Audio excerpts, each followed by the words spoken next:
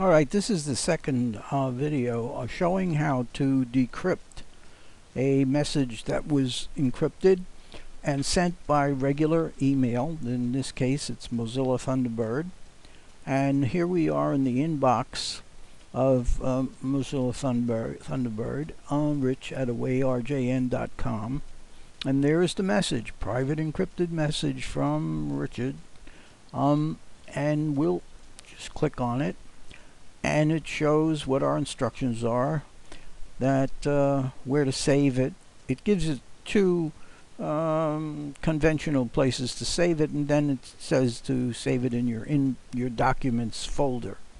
Now if you have Windows 7 or 8, it says My Documents, but this is Windows 10, so it leaves out the My. I don't know why.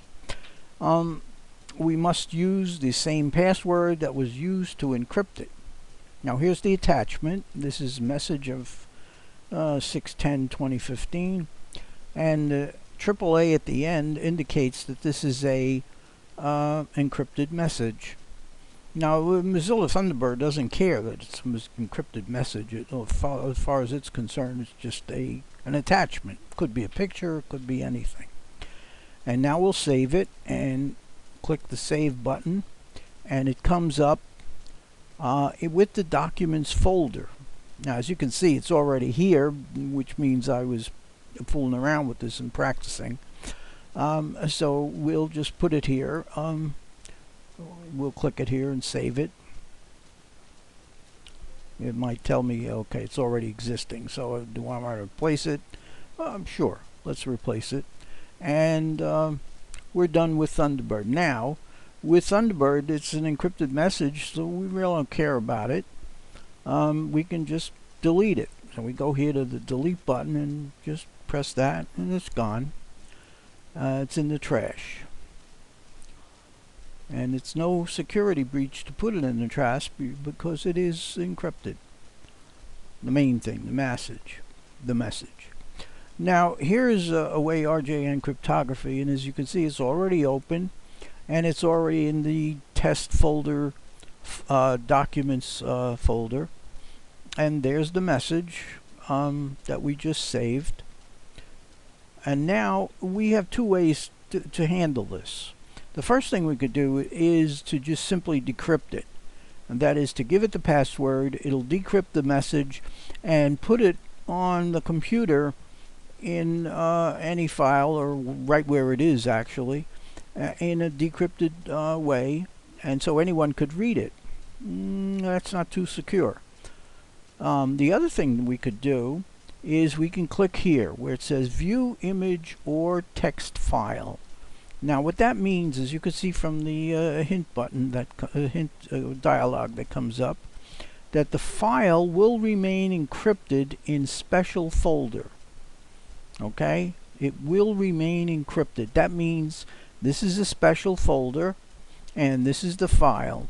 So what will happen is that this file with AAA on the end and our blue encrypted icon, which down here explains that one files are encrypted, will just stay. But we'll be able to read the file if we click here, and that will stay the same.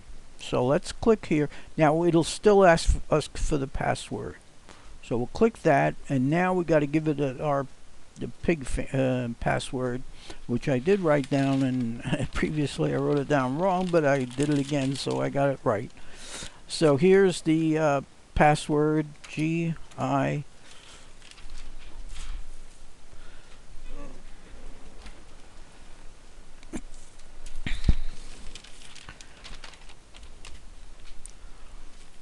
VEBEPIGE.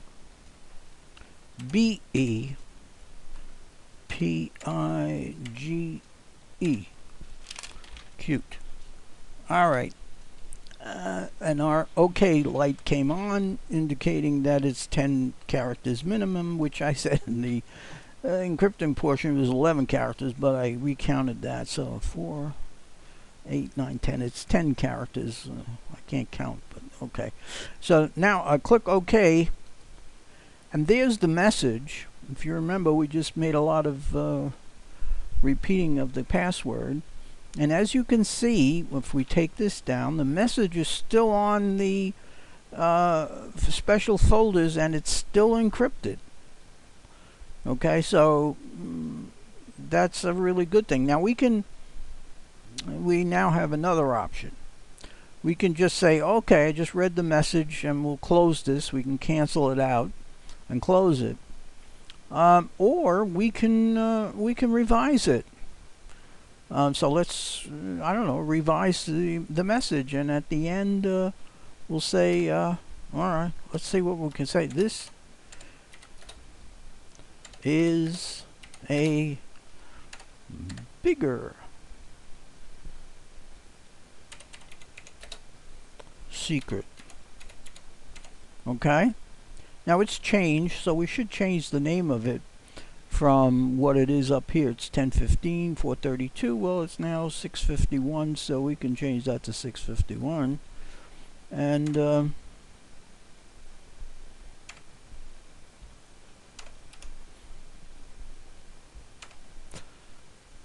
so we could change the name, or we could leave it alone. And if we leave it alone, it'll automatically put a word copy in it, and it'll go through as a copy.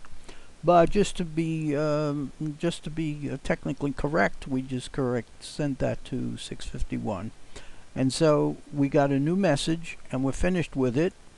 And so in this case, let's save it in the folder as an encrypted message. So we'll click this Save as an encrypted message, and now we're finished. So we can click this, and up pops once again Mozilla Thunderbird, and there is the new message. And as you can see, it says 6:51:06, which is the new time, so we know it's the new message. And we'll now send that again to Rich at away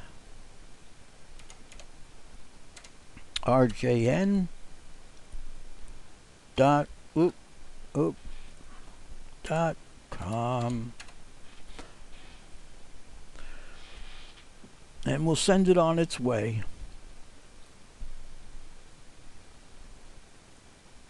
Now look at here. We told it to save an encrypted message in our documents folder, and there it is. So we now have the encrypted message here. Now let's just look at that. Now one other thing is, you see the red light blinking over here. Now the red light blinking means that there is a password in memory. And click to clear. Now if I click it right now, it will wipe out the password from the memory, unless if we don't click it, it'll stay in memory. Now the only time that becomes effective for you is if you want to re-encrypt something. If you want to encrypt something that you've already processed or something else, it will see that there's a password in memory, and it will recall that and give it to you. However, if you are decrypting, it don't care if there is a password in memory. It will still ask you for a password. And we do that for security purposes. Alright, so we've got this here message that has been encrypted, and it's on our computer, and it's already in the internet. It's headed out to our email address. And so let's just decrypt this just to show you how it's done. We'll click on Decrypt. Here it comes asking for the password. We'll give it that give a pig thing, whatever it was.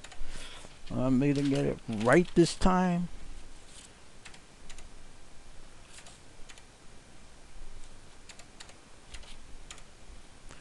Okay, give a big pig, and we'll click OK, and it's decrypted. Now it says message. There's the message.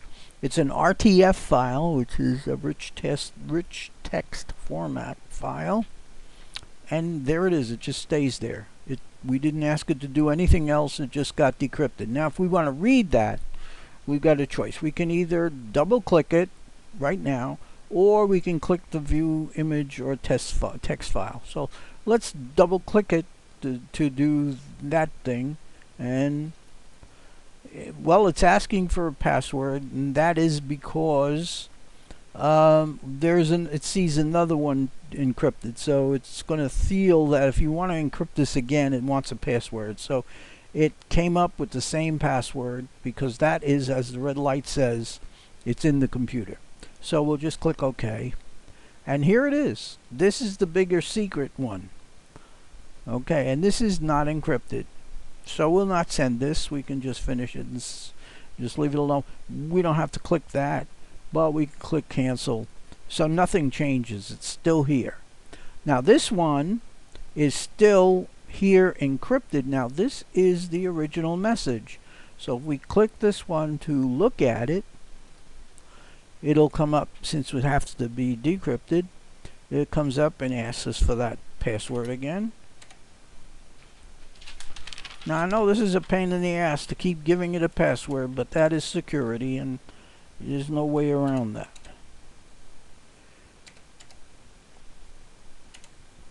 Unless, of course, somebody can give me a better reason for that. But here we go. And this is the original one. This is a plain secret, and there's no bigger secret on the bottom of it. And that's it shows the save encrypted thing is still checked, but that's okay. So we can cancel this, and everything stays the same. So that's how you can handle messages going back and forth through standard Mozilla Thunderbird email, and using just standard procedures there. There's no indications, there is no special stuff that sets off alarms for anyone who's watching the internet, so to speak.